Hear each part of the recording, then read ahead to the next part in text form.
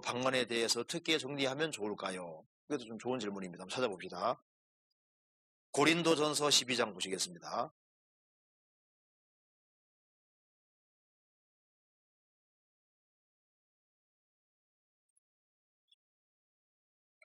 자, 12장 4절 보시겠습니다.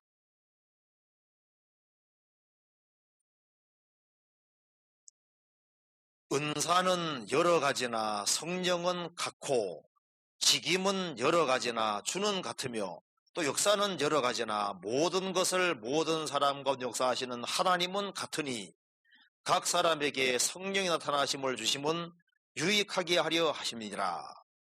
여기 잘 보면은 은사는 여러 가지라 그랬죠? 여러 가지인데 성령은 같고, 이 말이 중요합니다. 같은 성령. 지금은 여러 가지나 주는 같으며 역사는 여러 가지나 모든 것을 모든 사람들 역사하시는 하나님은 같으시니. 그러니까 같은 하나님, 같은 주, 같은 성령을 받는 것이 먼저 중요한 겁니다. 그래서 성령을 받은 결과 은사가 나타나면은 아무 문제 될 것이 없어요. 한번 따라합시다. 죄 사함을 얻으라. 그리하면 성령을 선물로 받으리니. 이건 절대적인 거잖아요. 죄를 사함 받고 죄 사함 받은 사람 속에 성령이 오시는 이것은 그건 누구든지고 절대적인 겁니다. 근데 성령을 받은 결과 은사는 다양한 거니까 그거는 있어도 좋고 없어도 좋고 그건 다양한 거다 그 말입니다. 그러면 죄를 사함 받은 사람 속에 성령이 오시고 성령이 오신 결과로 다양한 은사가 나타나게 되는데 은사 가운데 사실 제일 크고 중요한 것이 뭡니까? 사랑이라고 성경에 되어 있잖아요. 그게 31절 보시겠습니다. 너희는 더욱 큰 은사를 사모하라. 내가 또한 제일 좋은 길을 너희에게 보이리라.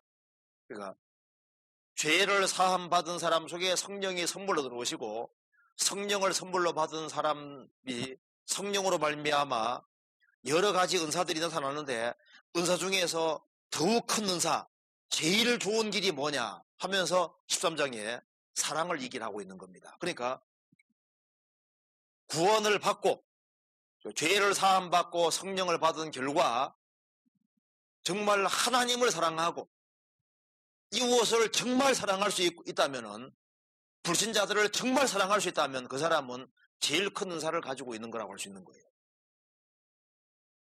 우리가 성령을 받은 이후에 이웃에 대해서 오래 참고 자랑하지 아니하고 투기하는 자가 되지 아니하고 무리행치 아니하고 이렇게 하는 이유가 결국은 뭡니까?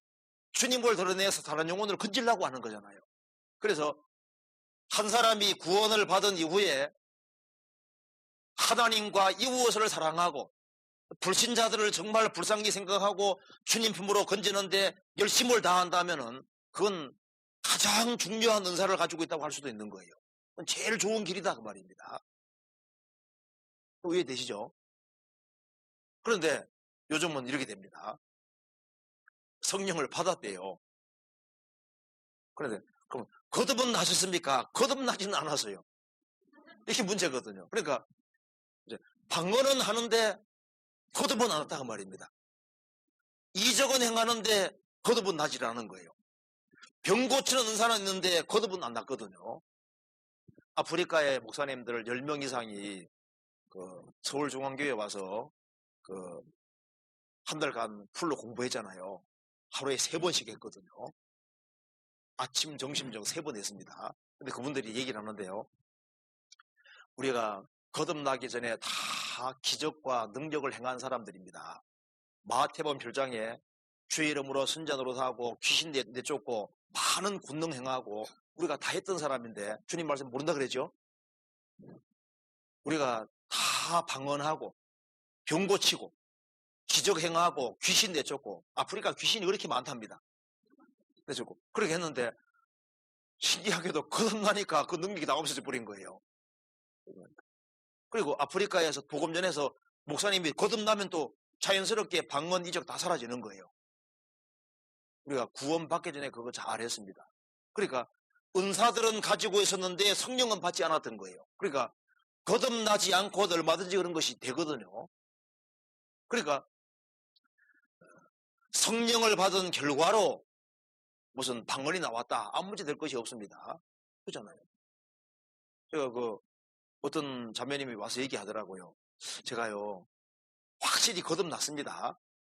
죄도 사함받고 확실히 거듭났는데 그만 이거 방언, 자기가 기도한 방언이 튀어나오는데 자기가 무슨 말인지를 모르겠다 그 말입니다. 그래서 이걸 해야 됩니까 말아야 됩니까? 자기도 못 알아들으니까. 그래서 그냥 또렷한 자기 마음이 은혜가 안 되니까 그냥 쪼르륵 나오는데 무슨 말인지 자기가 모르는 거예요. 있을 수 있습니다. 그러니까 자기가 이해가 안 되니까 마음은 열면 못 맺는 거예요. 그런 경우는 자기가 또박또박 말로 하면 되거든요. 그런 게 있을 수 있어요. 그러니까 성령을 받은, 죄를 사함받고 성령을 받은 결과로 방언이 나오든 뭐가 나오든 그건 주님이 주신 거니까 아무 문제 될 게 없잖아요. 문제는 내가 은사를 가지고 있기 때문에 천국 간다고 생각하는 건 그건 착각인 겁니다. 그러니까 이제 은사 중에 몇 가지 한번 봅시다. 고린도전서 12장 28절.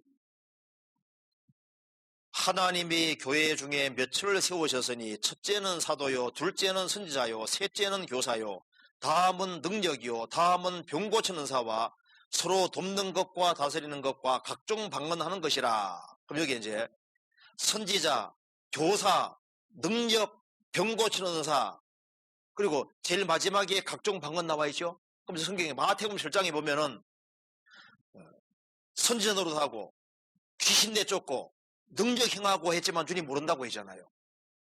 그러니까 방언보다 더 앞선 은사와 직분을 가진 사람들이 쫓겨났는데 방언한다고 쫓겨나지 않겠어요? 방언은 기독교가 아닌데도 꽤 있거든요. 그러니까 은사 자체는 구원의 증거가 될 수 없습니다. 그리고 하나님께서 원래 왜 방언이라는 것을 이제 초대교회 당시에 잠깐 사용하셨냐면 그 이유가 있어요. 성경 찾아봅시다. 먼저 호세아서 보세요. 원래 방언을 하나님께서 허락하신 이유가 있습니다. 호세아서 10장 보세요. 12장 보시겠습니다. 12장 10절.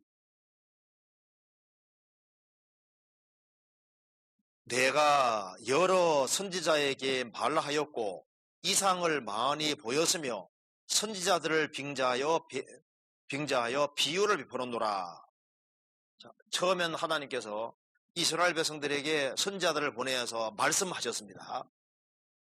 하나님 말씀을 정확히 전해서 말씀의 뜻을 알게 했는데 그래도 말 안 들으니까 하나님께서 이상을 많이 보여줘서 이제 선지자들이 어떤 이상 같은 걸 받아가지고 이스라엘 장례 같은 걸 계속 깨닫게 도와주잖아요. 너희들 이렇게 망할 거다. 그래서 바벨론 쳐들어와서 어떻게 될 거다 다 알려주셨잖아요. 그래도 말 안 들으니까 그다음에 하나님께서 비유 베풀어서 에스겔 선지자를 이제로 하여금 행구를 막 들게 가게 하기도 하고 여러 가지 비유로 사용하시는 이유가 뭐냐면 하도 말 안 들으고 주목을 안 하니까 처음에는 말씀하고 이상도 보이고 비유로도 말씀하시고 그래도 말 안 들으니까 마지막에 사용하는 것이 방언이었다고 되어 있거든요. 방언. 하도 안 믿으니까. 성경 써봅시다. 에스겔 성경 이사야 28장 보시겠습니다.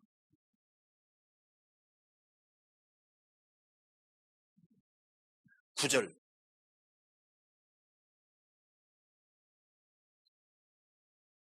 그들이 이르기를 그가 네게 지식을 가르치며 네게 도를 선하여 깨닫게 하려는가? 젖떨어져 품을 떠난 자들에게 하려는가?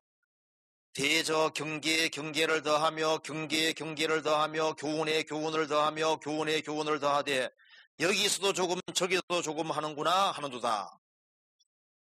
이스라엘 백성들이 선지자들에게 말하기를 선지자가 누구에게 지식을 가르치며 누구에게 도를 전하여 깨닫게 하려는가? 젖들어 저 품을 떠난 자들에게 하려는가? 유치한 애들에게 하려는 것인가?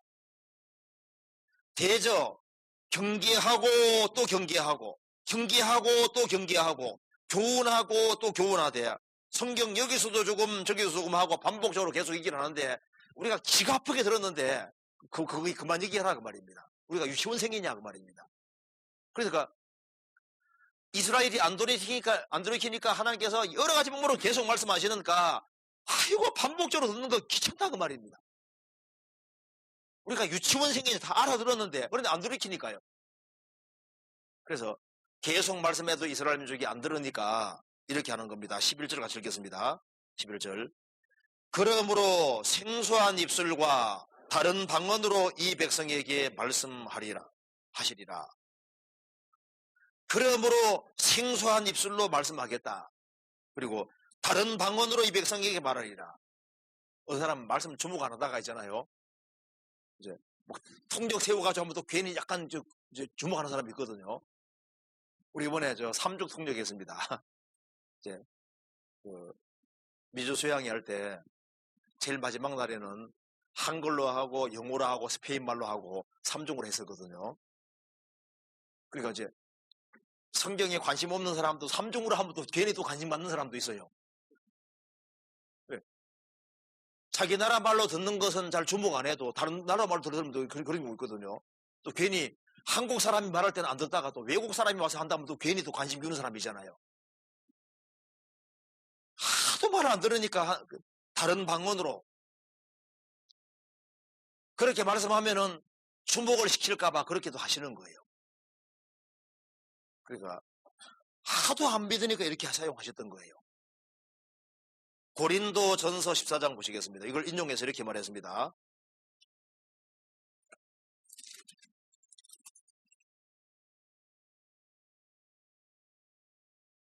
(14장 21절)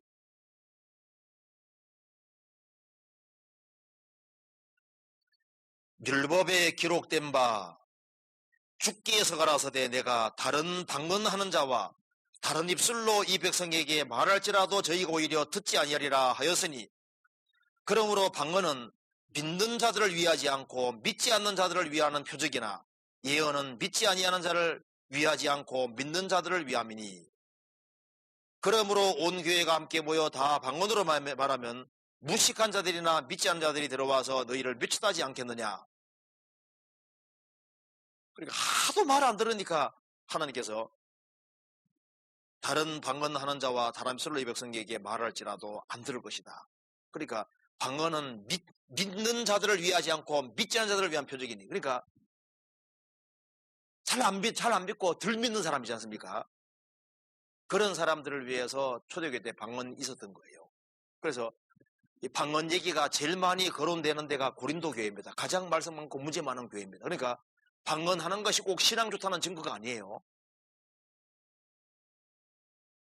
그러니까 성령을 받은 결과로 이것저것이 나오면 문제될 게 아무것도 없는 겁니다. 근데 문제는 요즘은 반대로 내가 병 고치는 은사가 있기 때문에 거듭났다. 내가 방언하기 때문에 거듭났다. 그건 천천만만의 말씀인 겁니다. 어떤 은사도 거듭나는 것을 대신할 수는 없는 거예요. 그렇죠? 그렇게 이해하면 되겠습니다. 마태복음 7장에 나와 있는 사람들이 왜 망했냐 하면 은사는 있었지만 성령 안 받았잖아요. 병도 고치고 이적도 행하고 귀신에 쫓고 있지만은 은사가 있잖아요. 그런 은사가 있지만은 중생 거듭나질 않았거든요. 그래서 천국 못 가는 겁니다. 마귀는 은사는 주면서 거듭나지 못하게 만드는 거예요. 제가 학교 다닐 때도 같은 방 서는 친구가 모태교인 친구가 방언하는 친구입니다. 뭐 중국말 같은 방언이 슉 나오는 저는 겁나가지고요. 입을 뒤집어서 그때 구원받기 전입니다. 구원받고 나서 믿음 좋은 줄 알았는데 아니에요. 거듭난 게 아닙니다. 거듭나지 않고도 방언을 얼마든지 합니다. 할 수 있어요.